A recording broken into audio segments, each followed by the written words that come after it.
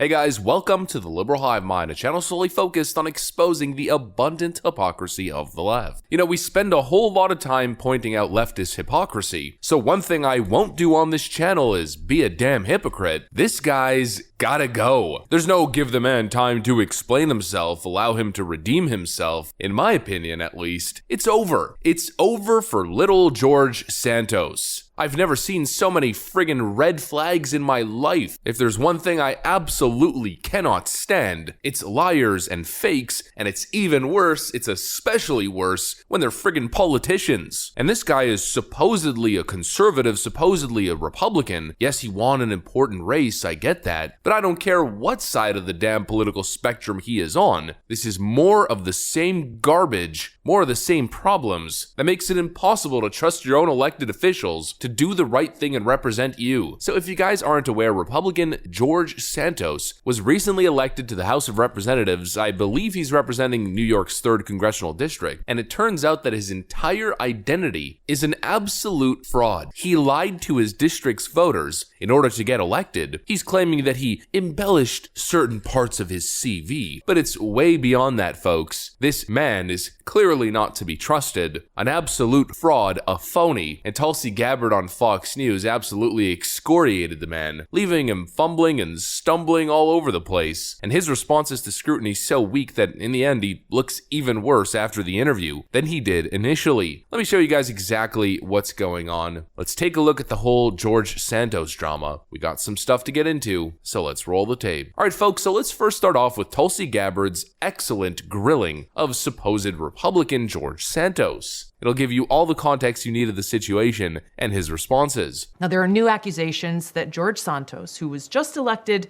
to represent New York in Congress in this past election, has actually been lying extensively about his own past.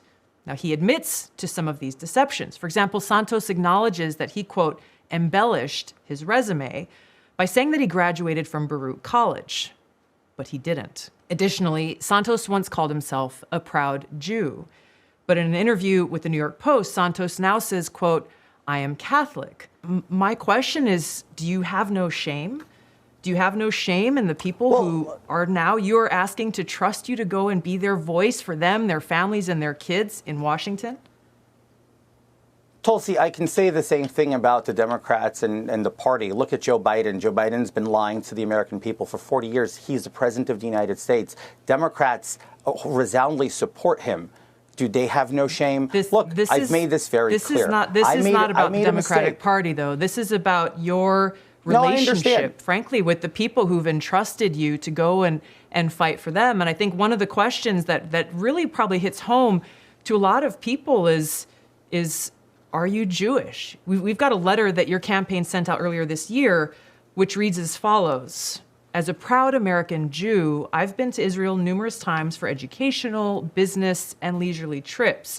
You said there in that letter that you are, quote, a proud American Jew. How do you explain that? My heritage is Jewish. I've always identified as Jewish. I was raised a practicing Catholic. What? Bro, what are you talking about, man? You've outright lied. A lie is not an embellishment on a resume. You said you worked at Goldman Sachs and Citigroup, but they've said we've got no record of this guy working for us. You've said you've gone to and graduated from these universities, but they've said, well, we've got no record. We can debate my resume and how I worked with firms such as Goldman and Citigroup. Is it debatable or is it just false? No, is it debatable or is it just false? No, it's not false at all. It's debatable. I can sit down and explain to you what you can do in private equity, in capital intro, via servicing limited partners and general partners. And we can have this discussion that's going to go way above the American people's head.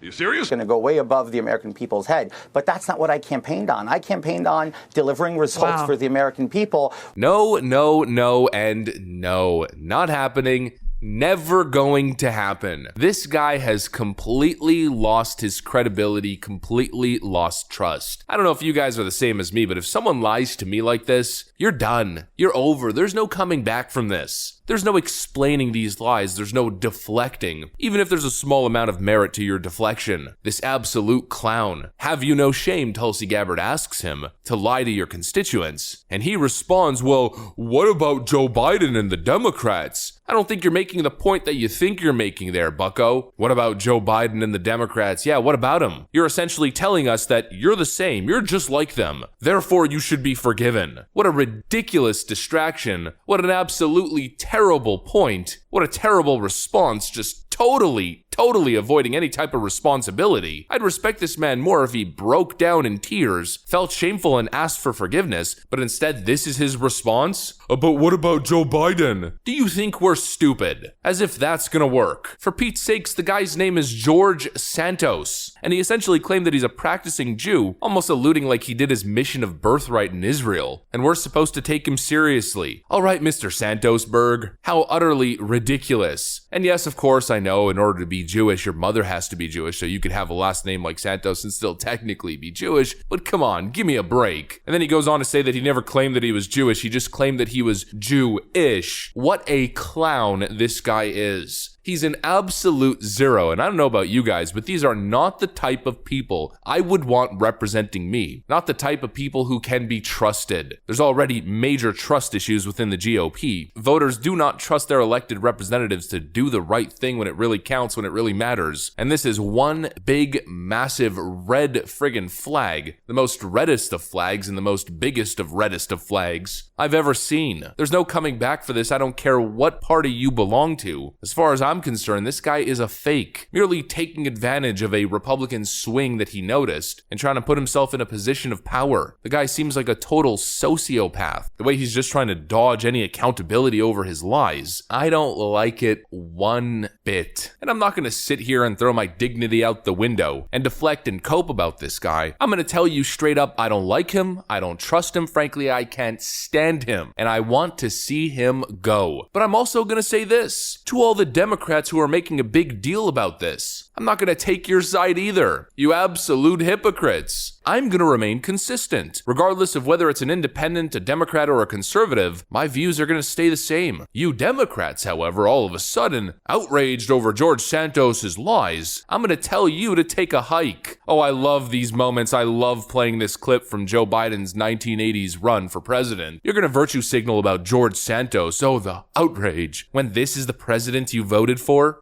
Senator Joseph Biden may have more explaining to do. The new questions stem from taped remarks of Biden during an April campaign appearance in New Hampshire. I went to law school on a full academic scholarship, the only one in my class to have a full academic scholarship. Went back to law school and in fact ended up in the top half of my class.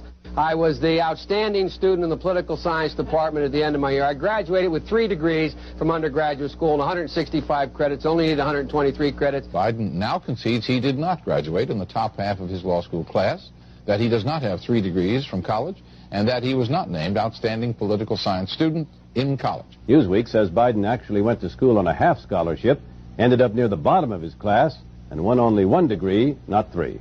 Joe Biden ranked 76th in a class of 85 at the University of Syracuse Law School. I mean, this guy comes off this whole thing as a flyweight. Now Biden says Newsweek is right.